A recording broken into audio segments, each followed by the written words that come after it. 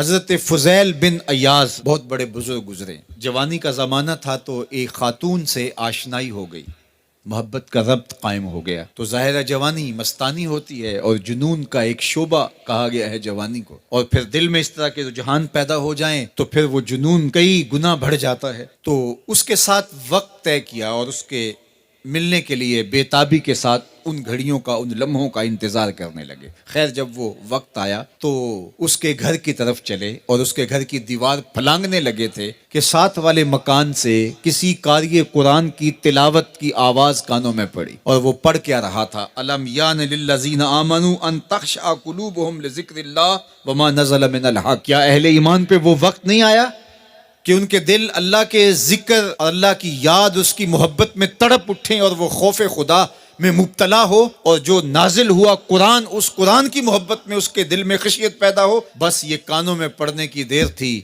کہ دوبارہ گلی میں چھلانگ لگائی اور کہا میرے اوپر وہ وقت آ گیا ہے، اور جنگلوں کو روتے ہوئے نکلے اور حضرت فضیل بن ایاز پھر ولیوں کے امام قرار پائے. اس آیت نے ان کی زندگی بدل دی. کسی کی 30 سال، کسی کی 40 برس، کسی کی 50 سال، کسی کی 60 سال زندگی یہاں موجود لوگوں میں سے کسی کی اس سے بھی زیادہ اور کسی کی کم.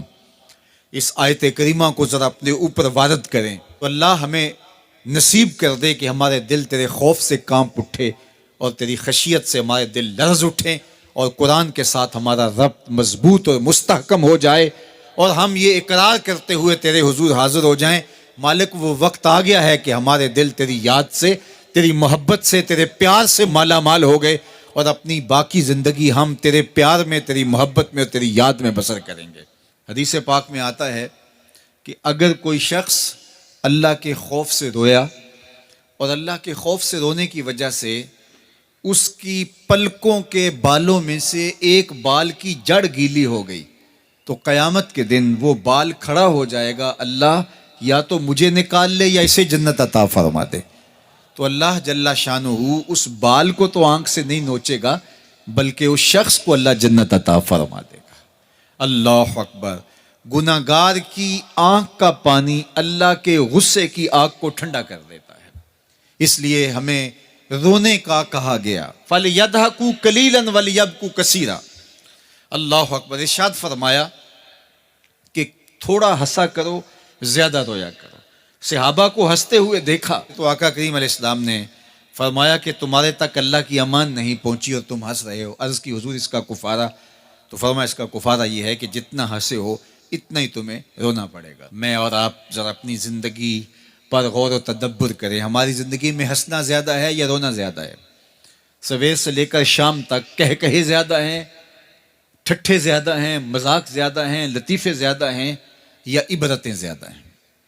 تفکر زیادہ ہے، تدبر زیادہ ہے، سوچ بچار زیادہ ہے، یاد الہی میں تڑپنا زیادہ ہے، آنکھوں سے یاد خدا میں بہنے والے آنسو زیادہ ہیں، یا غفلت سے پھوٹتے ہوئے کہے زیادہ ہیں؟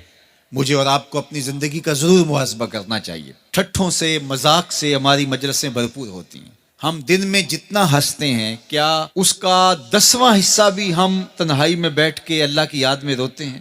اگر ایسا ہے تو مبارک ہو، اور اگر ایسا نہیں ہے تو اللہ سے آنسو مانگو، اللہ سے درد مانگو، اس کی یاد میں رونا مانگو، اس کے ذکر میں تڑپنا مانگو، اس کی محبت میں بے تابیاں مانگو، آنسو مانگو، سسکیاں مانگو. تڑپنے پھڑکنے کی توفیق دے، دل مرتضیٰ سوز صدیق دے. اس کے حضور عرض کرو کہ مالک ہمیں تڑپ دے، ہمیں سوز و گداز دے، ہمیں کیف و سرور کی دنیا نصیب فرما دے، ہماری آنکھوں کو آنسوؤں کا جمال عطا کر دے.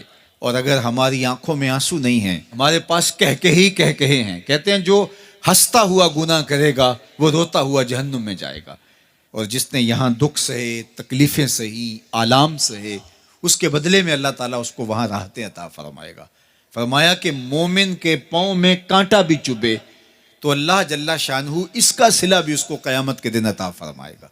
تو یہ جو تفکرات ہیں، یہ جو دکھ آتے ہیں، یہ جو تکلیفیں آتی ہیں، مصائب آتے ہیں، مشکلات آتی ہیں، اذیتیں ہمیں پہنچتی ہیں، تو اس پر صبر کرنا چاہیے اور اللہ کا شکر ادا کرنا چاہیے کہ ہم ان مصائب سے گزر رہے ہیں، ان مشکلوں سے گزر رہے ہیں. اور اگر کسی شخص کی زندگی میں دکھ ہے ہی نہیں، سکھ ہی سکھ ہیں، تو پھر وہ سمجھے کہ وہ فتنے میں مبتلا ہے۔ اس لیے زندگی کے اندر یہ آنے والی تکلیفیں، زندگی میں ملنے والے دکھ، اذیتیں، یہ اللہ تعالیٰ کی طرف سے ہمارے اوپر ایک انعام ہے، اور اللہ تعالیٰ جل شانہ اس کے بدلے میں ہمیں آخرت میں صلہ عطا فرمانے والا ہے۔ تو فرمایا رجل ذکر اللہ خالیا ففاضت عیناہ، وہ شخص جس نے تنہائی میں بیٹھ کے اللہ کا ذکر کیا، اللہ کو یاد کیا، اور پھر کیا ہوا؟ فرمایا اس کی آنکھوں سے آنسو ٹپکنے لگے۔ تو میرے اور آپ کے آقا و مولا نے فرمایا قیامت کے دن جب کوئی سایہ نہیں ہوگا، یاد الہی میں رونے والے کو اللہ اپنے عرش کا ٹھنڈا سایہ عطا فرما دے گا۔ تو یہ رونا بہت بڑی دولت ہے، یہ بہت بڑی سعادت ہے۔